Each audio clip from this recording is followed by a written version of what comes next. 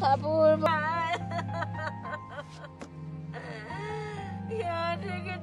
খানা খাবলৈ মাতি দিয়ে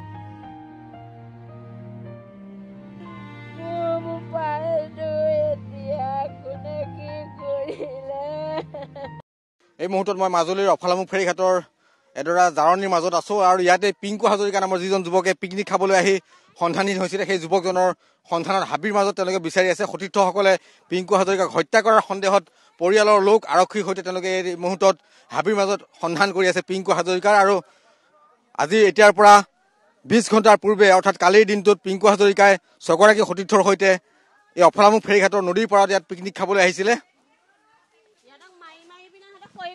সিহঁতক কাপোৰ দি পিনে সিহঁতক ঠাণ্ডা হেৰি কৰি থৈ দিছে, আৰামত ৰখাই থৈছে।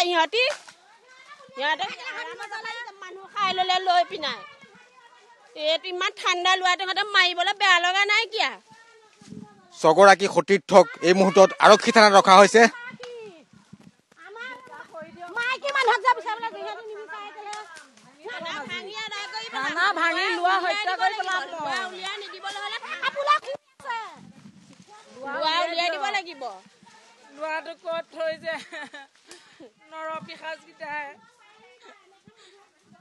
CRPF আৰক্ষী আৰু বাঘৰ গাঁৱৰ মহিলাসকলে এই মুহূৰ্তত হাবিৰ মাজত পিংকু হাজৰিকাৰ সন্ধান বিচাৰিছে।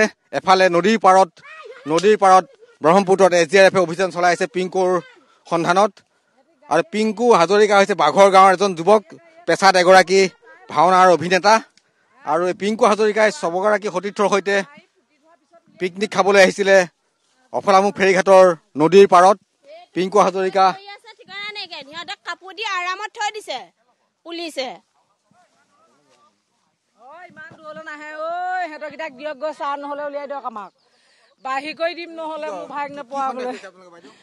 যিটো ল'ৰাই প্ৰশান্ত বৰা নে কি প্ৰশান্ত বুলি কয় ল'ৰাজনে তাক লৈ আহিছে, ফোনৰ ওপৰত ফোন কৰি আছে, তুমি আহা খানা খাওঁ বুলি।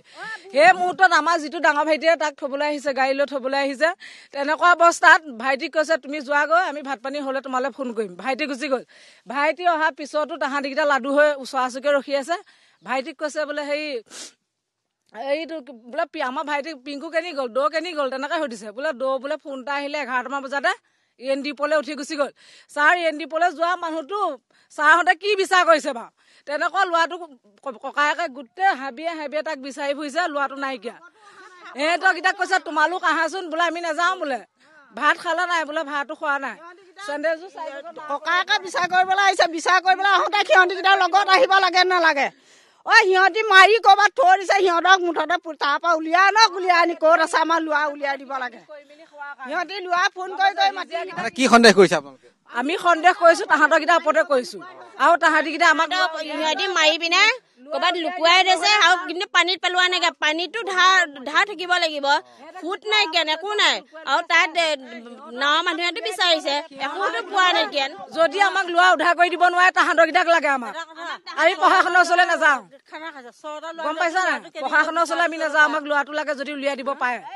যদি বিচাৰ কৰিব পৰি আছে ভাঙি মাৰি পেলাম মই। এটা ল'ৰা হত্যা কৰি দিয়ক, ক'ৰবাত লুকুৱাই থওক, ক'ৰবাত গ্ৰেপ্তাৰ কৰক। ল'ৰাটো কেনেকুৱা আছিলে? ল'ৰাটো বহুত ঠাণ্ডা ছাৰ, বগা, বহুত ভাল, বহুত ভাল। হেৰি কৰিবই, তাক বহুত মৰম কৰে ল'ৰা ছোৱালীয়ে। তাহাঁতিকেইটা সিজাওঁতে ফোনৰ ওপৰত ফোন কৰি মাতি পেলাই তেনেকুৱা ল'ৰাটো ধ্বংস কৰি পেলালে।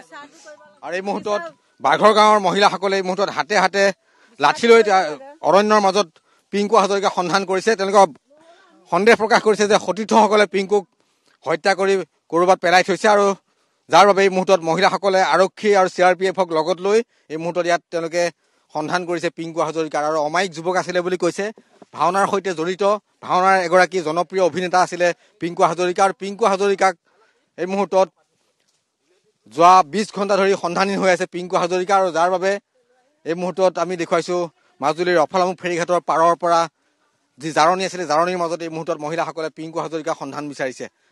আৰু 6 গৰাকী সতীৰ্থক এই মুহূৰ্তত মাজুলীৰ বনগাঁও আৰক্ষী থানাত জেৰা অব্যাহত ৰাখিছে আৰক্ষীয়ে। কাৰণ সতীৰ্থসকলৰ সৈতে পিংকু হাজৰিকা যেতিয়া ইয়াত পিকনিক খাবলৈ আহিছিলে, 6 গৰাকী সতীৰ্থৰ ভাষ্যৰ মিল নাছিলে, আৰু সেই ভাষ্যৰ মিল নথকাৰ বাবেই পিংকু হাজৰিকাক এই মুহূৰ্তত সন্ধান উলিয়াবলৈ সক্ষম হোৱা নাই মাজুলীৰ আৰক্ষী আৰু যাৰ বাবে এই মুহূৰ্তত মহিলাসকলে নিজেই অৰণ্যৰ মাজত পিংকু হাজৰিকা নামৰ যুৱকজনৰ সন্ধান বিচাৰিবলৈ বাধ্য হৈছে।